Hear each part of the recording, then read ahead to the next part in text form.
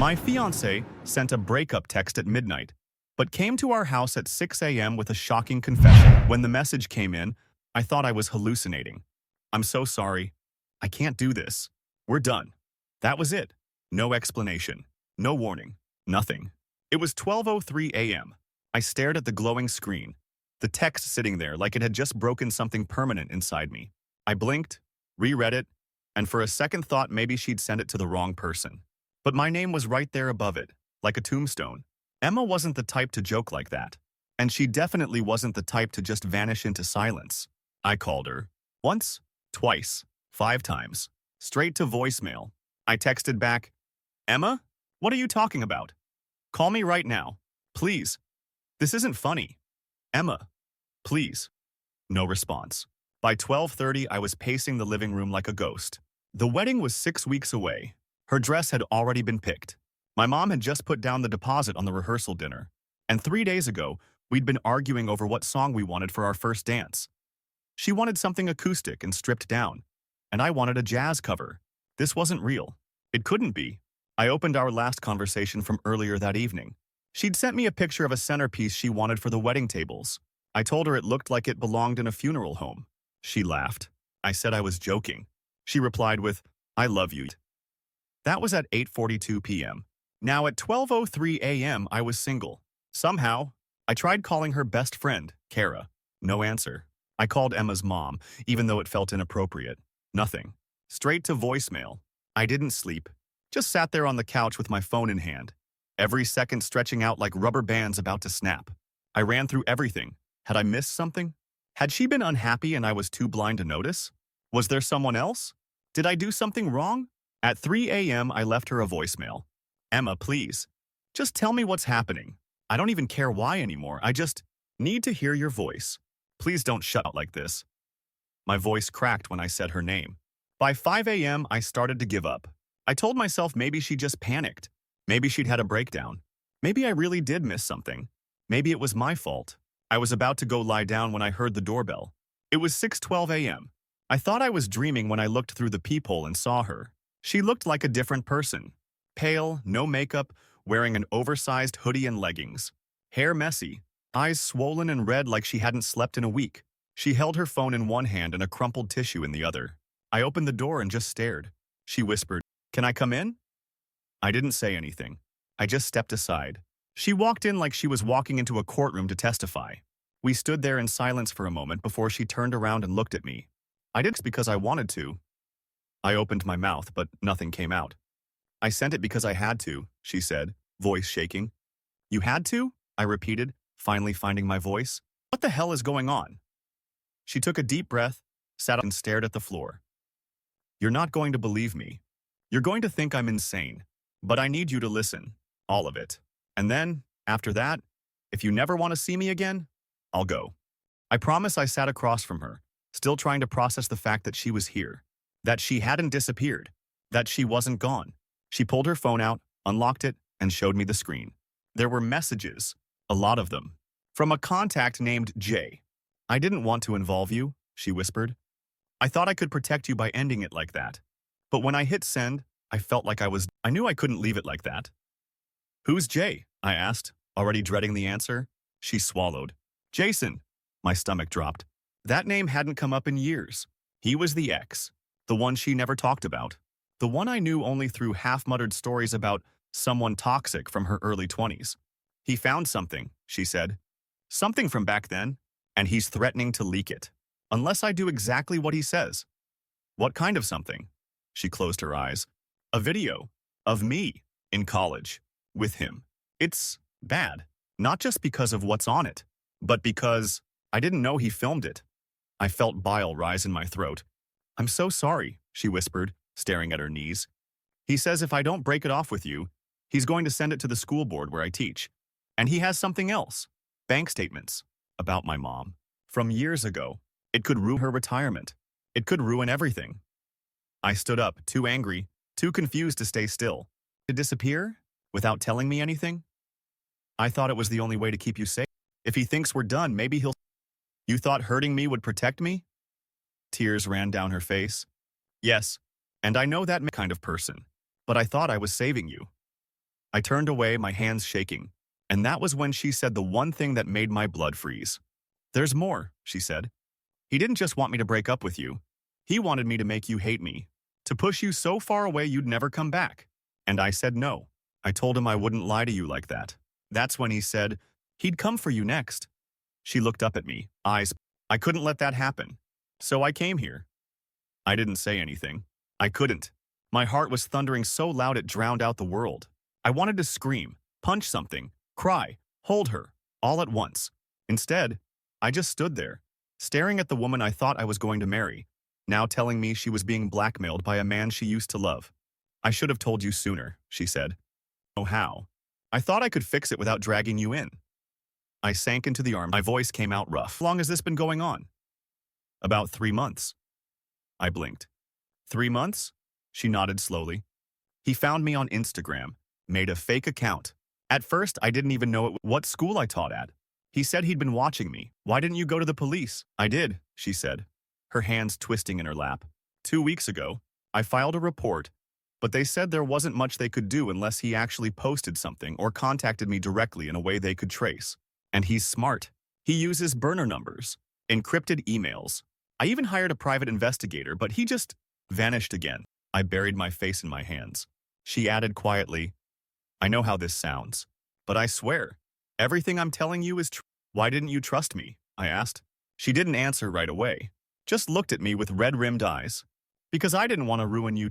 My throat was dry. "Do you still have the message?" She pulled out her phone and handed it to me. I scrolled. My stomach turned as I... "Imagine what your students would say if they saw..." "Jay, your mom signs anything for you, huh? Wonder what her bank would say." "Jay, end it, or the whole world sees what kind of girl you really..." "Jay, I'll be watching. Always am." I kept scrolling. There were more. Photos, screenshots, even audio files. He'd sent her a clip of her own voice from a years-old voicemail. She looked completely wrecked as I scrolled through them. "He wants power over me," she said. "He always..." And the moment he found out I was happy, it was like he couldn't take it. I looked at her. Really looked. She wasn't just scared. She was unraveling. I could see the weight of it in her posture, the way her shoulders caved inward like she was folding under something invisible. My anger was still there, but it wasn't just rage anymore. It was heartbreak. "So what now?" I asked. She looked up at me like a prisoner asking for parole. "I don't know. I don't know what I'm supposed to do. I just knew I couldn't leave you like that." Silence settled over us for a moment. Then, for the first time since she walked in, I felt clarity pierce the fog. "You're not going to handle this alone anymore," I said. "If what you're saying is true, and I believe you, then we're not running. We're fighting." Her eyes widened. "What?" "We record him. Trap him. Prove it. There are ways. I know someone who might help." She shook her head. "It's dangerous." "So is pretending we're broken up and hoping he goes..." She... "Who do you know?" "Mark. From college. He works in digital forensics now. You remember him, right?" Her face lit up with recognition. "The guy who helped your cousin after her ex leaked those..." I pulled out my phone and started typing. "I don't want you dragged into this," she said softly. I paused. "Emma, you dragged me into this the moment you sent that message. You don't get to choose whether I'm in or out anymore. I love you. You still want to marry me?" Tears flooded her eyes. She nodded. "Then let's take this guy..." That same afternoon, I met Mark at a coffee shop on the other side of town. I told him everything. Well, most of it.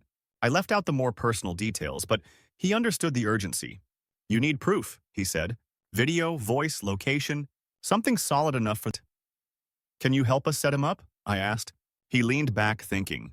"We'd need bait. Something that makes him talk. She'd have to meet him again. She won't like that."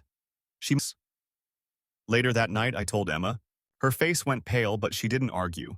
"If it means ending this," she said. We set a plan. Emma would message Jason, pretending she was having doubts. That maybe breaking up with me wasn't enough. That maybe she missed him. It made me sick even typing the fake texts. But it was the only way. Jason responded instantly, like a predator sniffing blood. "Jay, took you long enough. Jay, tomorrow, 2 p.m. used to go." We chose a small coffee house he used to frequent back in the day. Quiet, no cameras inside. Mark gave Emma a tiny recording device that clipped onto her bra strap. I would be nearby, parked in my car with Mark and his equipment, listening live. The next day, at 1:50 p.m., we parked across the street. Emma walked toward the cafe like she was walking into a lion's den. She glanced back at me once. I gave her a nod. She stepped inside. The next hour would change everything. The audio was clear, every word coming through Mark's laptop with chilling sharpness. I sat in the passenger seat of my car, eyes fixed on the entrance of the cafe across the street, listening to Emma breathe. Then I heard another voice, low, smug, too familiar even though I'd never met him. Well, Jason said. Didn't think you had him crawling back. I'm not crawling. I've been thinking. Maybe you were right. Silence for a beat, then a short laugh. You sound broken, he said. I like that. It suits you. I clenched my fists. Mark placed a hand on my shoulder. Easy, he said under his breath. Emma stayed calm. I did what you asked. I sent the message. I blocked him. I moved out. I lost everything. Still keep coming after me. You lost everything? Jason said. You didn't lose anything. You let go of a fantasy. A boring, pathetic little mouth to fix what you are. My jaw tensed so hard it ached. Steady and... Then what do you want now? Jason exhaled. We heard a faint clink. Maybe a spoon stirring coffee. I want you to remember what it felt like to belong to me, he said. Because you did. Once. And you were better then. Wild. Fun. You'd do anything, I said. And I want that back. I'm not her anymore, Emma said. But you could be, he said. I still have everything, Emma. That file. Your messages. The audio clips. Your mom's statements. You know I backed it all up. Even if you run to the police, all it takes is a click. Gone. Career. Gone. Mom gone. Everything. Emma was silent. Then she asked the question we needed. Why? Why are you doing this to me? Jason's answer was so casual it made my skin crawl. Because I can. Because no one leaves me unless I say it's over. You walked out like I was nothing. Now you're going to learn what that feels like. Mark was typing furiously beside me. We've got enough, he whispered. Need just a little more. Something direct. Let's talk about the video, Emma said. Do you still have it? Jason chuckled. Of course I do. It's all on the drive. You think I'd give that up? That's the leash. What do you want? She asked. To delete it. For real. Jason leaned closer. We could hear the tone shift in his voice. You're gonna stay close to me, he said. You're gonna come to me when I say, and you're gonna be grateful. And maybe, just maybe, I'll erase it. But if I ever see you with him again, I'll upload everything. Reddit, Twitter, your school's email chain. You won't survive it. Emma's voice trembled. You're sick, Jason laughed. No, sweetheart. I'm in control. Mark gave me a quick thumbs up. We've got everything. I could barely breathe. My body was tight with rage, but we needed Emma out. Now, Mark texted her a single word. Out. 30 seconds later, Emma stepped out of the cafe, looking like a ghost. I jumped out of the car and met her halfway across the street. She collapsed into my arms, trembling. I did it, she whispered. Please tell me it worked. I held her tight. It worked. We drove straight to Mark's office. He transferred the audio and video from the body mic to a secure hard drive.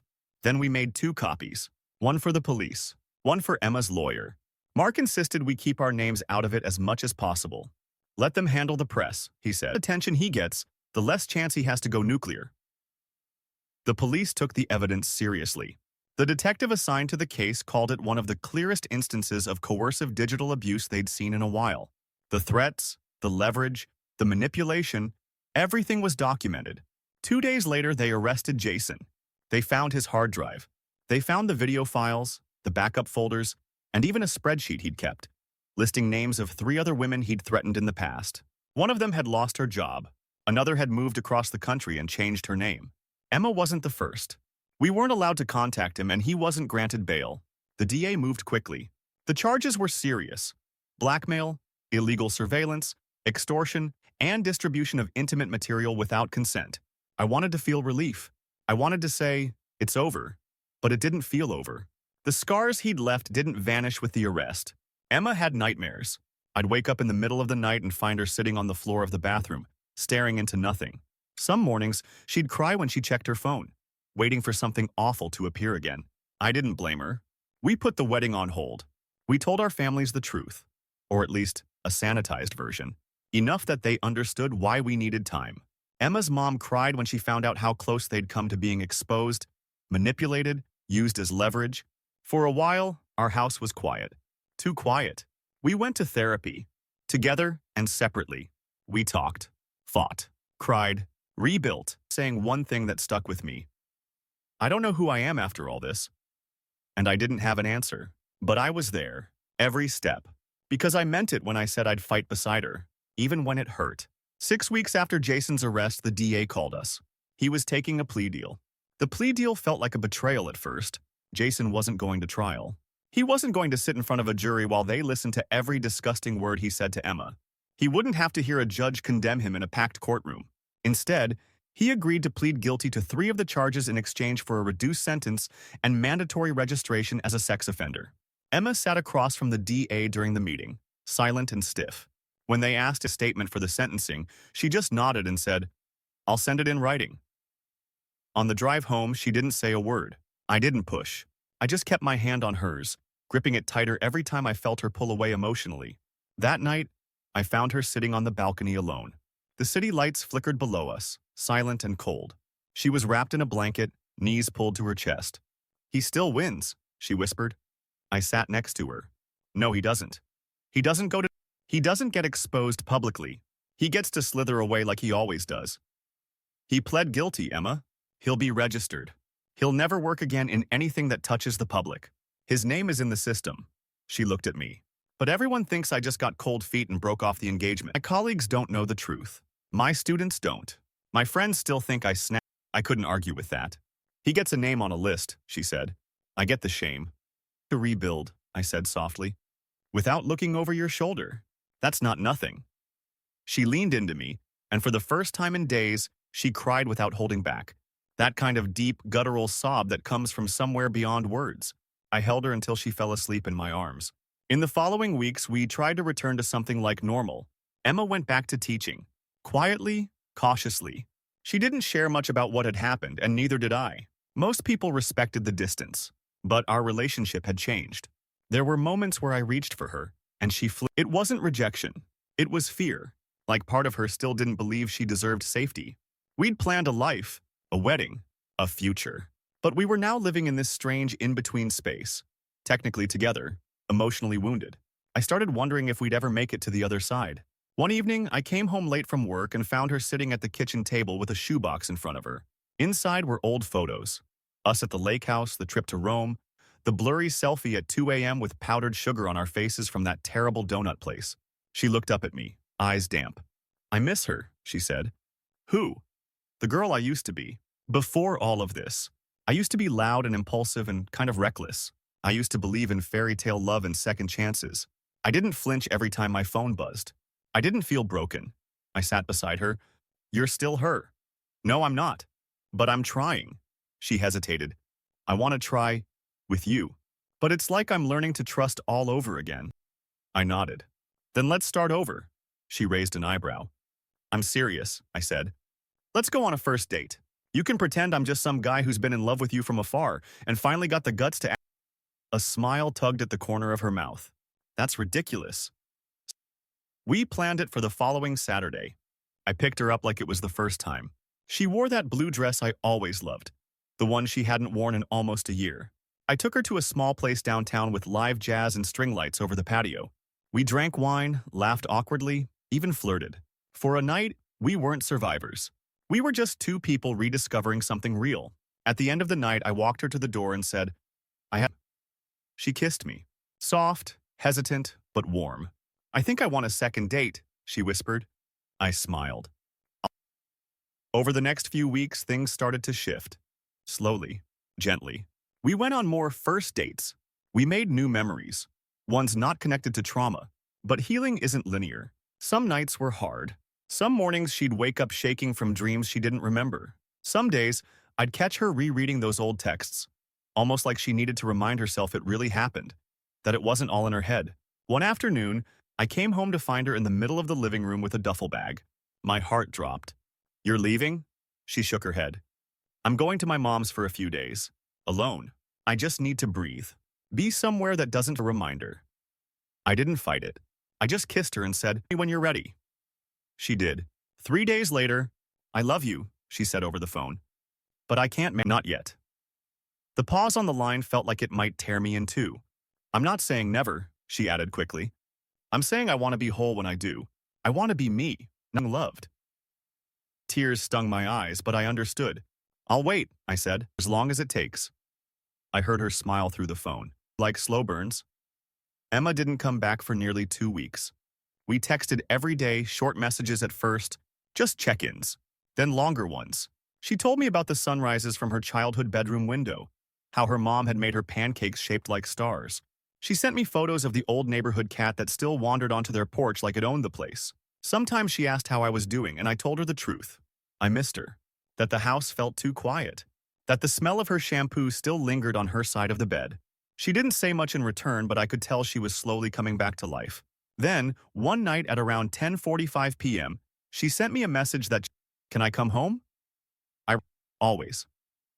She arrived a little after midnight, suitcase in hand.